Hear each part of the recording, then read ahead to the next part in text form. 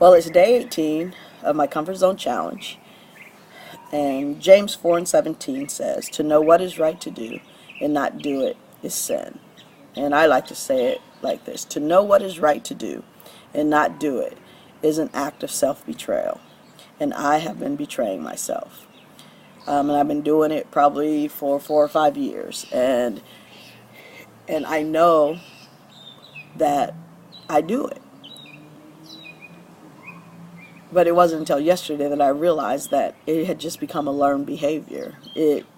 I knew that it it was something I shouldn't do, but I just kept doing it because that's just what came out. And anytime I tried to do anything opposite of that, it scared me to death. And what scared me to death was the transparency and the honesty, because as I have, you consult with people and you talk to people, and the answer when I talk about being transparent and being honest is always the same. It's like you don't want to tell too much and you don't want to tell too little, and it's like, and so everything always seems to come across like a marketing ploy, like it's a trick, like I'm trying to tell you something to get you to do something. And so it seems all very manipulative, and it freaks me out, and it makes me uncomfortable, and I don't like it. And I think that's the reason why the response has been the way it has been, is because it hasn't been honest. And so I will tell you this, Urban Connection, we don't have any money. We have been functioning by the grace of God. Our staff, we laid them off last year. In November, I told the two that decided to stay and believe and trust God in the vision that He has for the West End. I released them from having to come to work last November. But they have continued to come because they're faithful to God. They're faithful to the mission. And in November, I was also God asked me to live off my savings, which I did, which is run out. But I continue to believe and be faithful. And it's hard to tell people, and it's hard to tell anybody about standing for God and being, because it seems like it's crazy. What are you going to do? No money. Da, da. But God has provided. God has made sure we've had everything. And as we've lived this, we've served more kids. We've done more and greater things. We have become more focused in what we do and how we do it. So no, we don't give out free food. We don't do any of that. And it's more so because that's never what God intended for us to do on the West End anyway. He didn't want us to build a dependency on our organization with His people. He wanted His people to be dependent upon Him.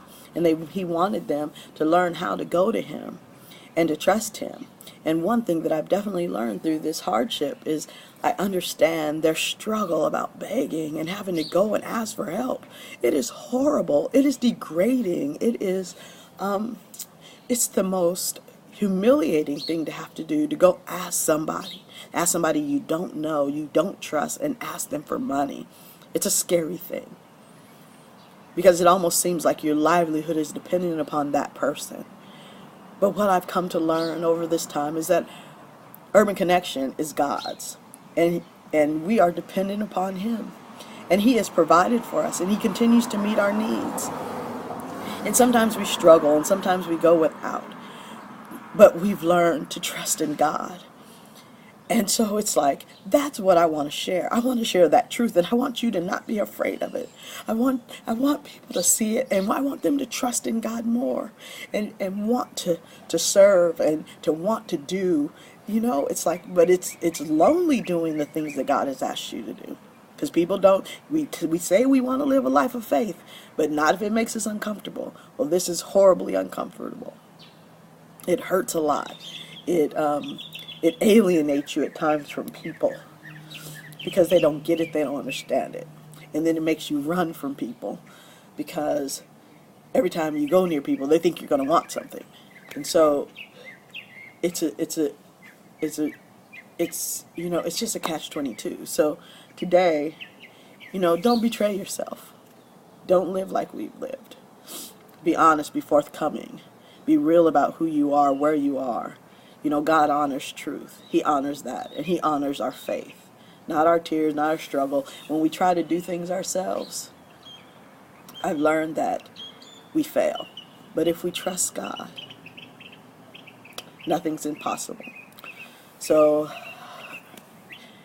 Thank you for joining me on this journey. I'll see you tomorrow.